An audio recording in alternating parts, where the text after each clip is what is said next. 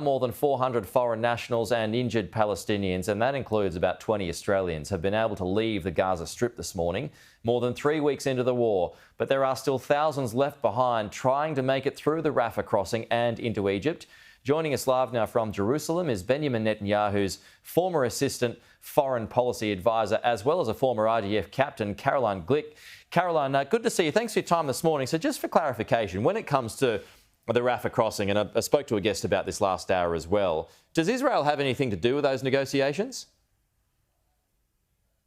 No, it's a question of whether the Egyptians are going to open the border for people to leave Gaza and whether Hamas is going to permit people to leave Gaza. So I think it's got very little to do with Israel because Israel doesn't control the border. It's Egypt. Yeah, I thought so. So do you have concerns about who is leaving, though? Absolutely. I think that it was an ill-conceived move. It permits, many of the ambulances left from what's referred to as Shifa Hospital, which I guess is somewhat of a hospital, but mainly it's the Hamas command post, and that's where all of the senior terrorist commanders are burrowed. That's where their whole command and control center is located, underneath the hospital. So they call it a hospital, but it's really their military headquarters. And so when you have vehicles leaving from their military headquarters and heading directly to the border, how can anybody doubt for even a moment that these are senior terrorists that are leaving? So you believe that they could well be terrorists disguised as, citizens, innocents, trying to move through the Rafah crossing? Yes. Hamas controls everything that comes in and goes out of Gaza because Hamas controls Gaza. They are the regime in Gaza.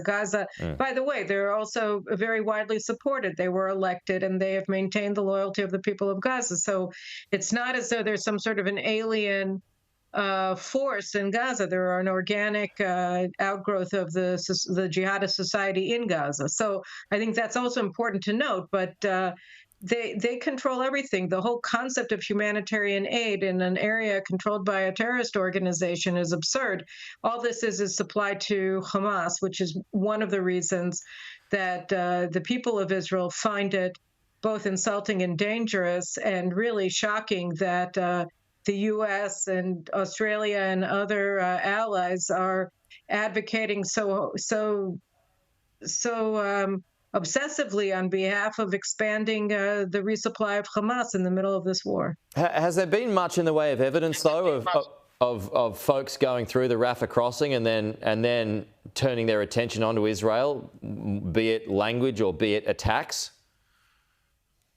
No, well, first of all, we're at war. And so everything that comes in or goes out that's controlled by Hamas is supposed to be, viewed as something that's going to Hamas, because that's true.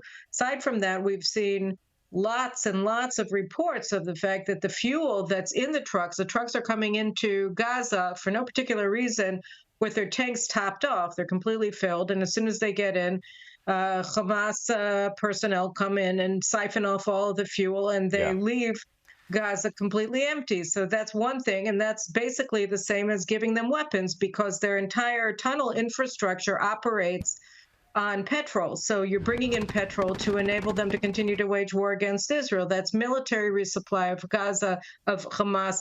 No matter how you look at it, you also see all of these stories of Gazans complaining that the so-called humanitarian aid that goes to UN facilities, which are also controlled by Hamas, is then found sold in public markets with price gouging.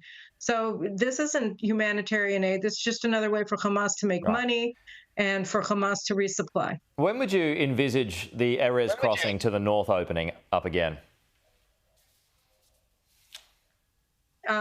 After we win the war. Right, so that could be months away.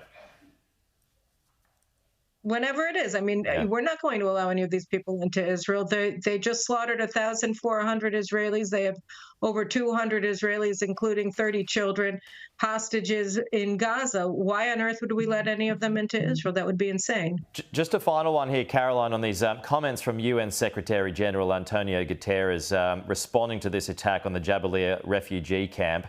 Well, his spokesperson has said that he's appalled by the escalating violence in Gaza, which includes the killing of Palestinians, women and children.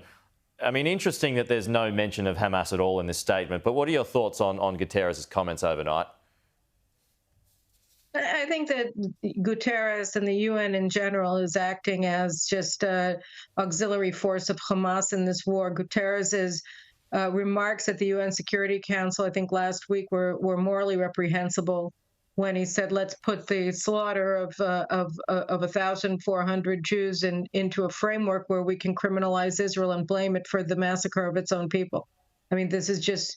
It was pure Jew hatred. It was absolute bigotry against our people, and it was inexcusable and unforgivable. So, as far as I'm concerned, nothing he says has any meaning. And as for the fighting in Jabalia refugee camp, no, I mean we uncovered a massive underground tunnel complex that collapsed buildings when we were able to hit it, and they were all terrorists inside.